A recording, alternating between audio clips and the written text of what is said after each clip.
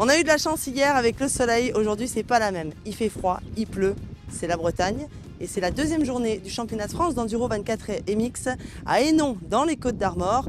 Alors aujourd'hui, est-ce que Zach Pichon va confirmer sa suprématie? À mon avis, il n'y aura pas trop de problème là-dessus.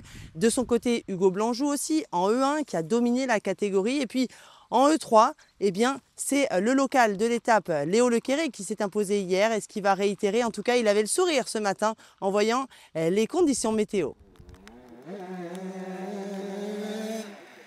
En élite E1, même podium que sur la première journée avec Valentin Mersin sur la troisième marche.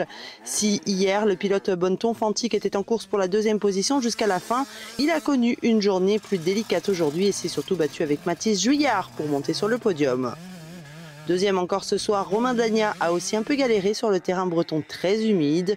Le pilote Elite Moto KTM natif du sud de la France s'est toutefois octroyé 2 spéciales dans la journée, SP3 et 5, mais cumule un retard de 26 secondes sur celui qui réalise le doublé. Hugo Blanjou remporte une nouvelle journée sur le championnat de France d'enduro 24 MX en catégorie E1 et poursuit son grand chelem débuté l'an dernier. Néanmoins, le pilote Honda Elite Factory ne semblait pas satisfait de sa journée et nous a confié être en délicatesse avec sa monture.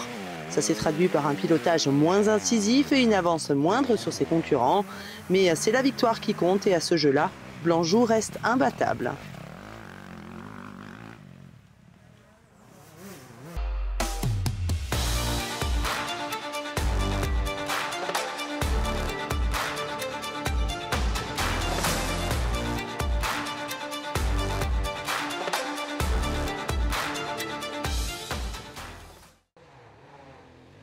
En E2, Luc Fargier sur la troisième marche du podium. Le grand pilote du Daffy Enduro Team a eu moins de réussite qu'hier dans la boue. Quatrième à mi-course, il a dû revenir sur Thibaut Giraudon qui a été un adversaire coriace aujourd'hui. Il est néanmoins à plus d'1 minute 30 de la gagne.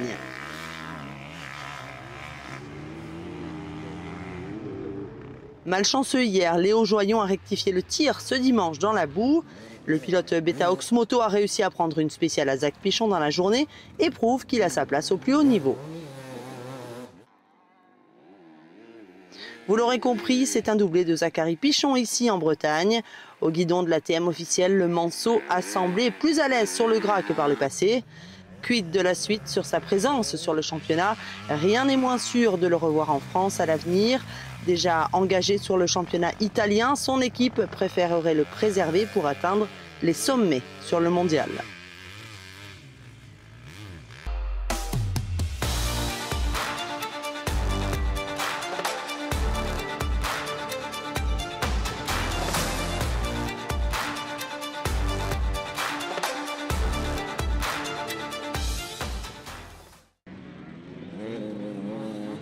Enfin en E3, c'est de nouveau Maxime Closier sur la troisième marche du podium. Et comme hier, il a dû s'employer pour l'obtenir face à Eric Willems cette fois, qui lui a compliqué les choses aujourd'hui. Mais le pilote atomique Beta est revenu petit à petit et c'est surtout sur la spéciale numéro 1 qu'il a été le plus performant, prenant à chaque fois le deuxième temps de la catégorie.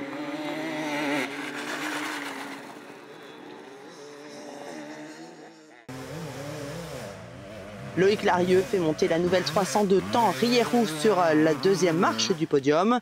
Le papa de l'enduro français s'est même imposé sur une spéciale dans la journée, montrant aux jeunes qu'il est toujours là et opportuniste.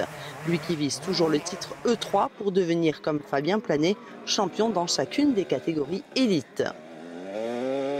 Enfin, c'est un doublé breton ce week-end dans les Côtes d'Armor pour celui qui avait le sourire ce matin voyant la pluie s'abattre sur le paddock. Léo Lequéré, véritable chouchou du public ici, s'impose avec 1 minute d'avance sur la concurrence et n'a laissé filer que 2 spéciales aujourd'hui. Cette nuit, quand il pleuvait et que j'étais dans le camping-car, j'entendais la pluie, je disais bon bah ça va être un peu à mon avantage. Très content de ma journée avec la boue.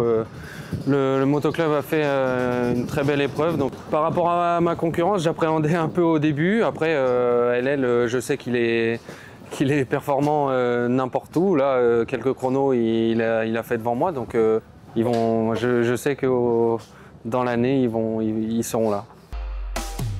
Le championnat de France d'enduro 24 MX revient le 31 mai et 1er juin du côté de Saint-Jean-d'Angély en Charente-Maritime.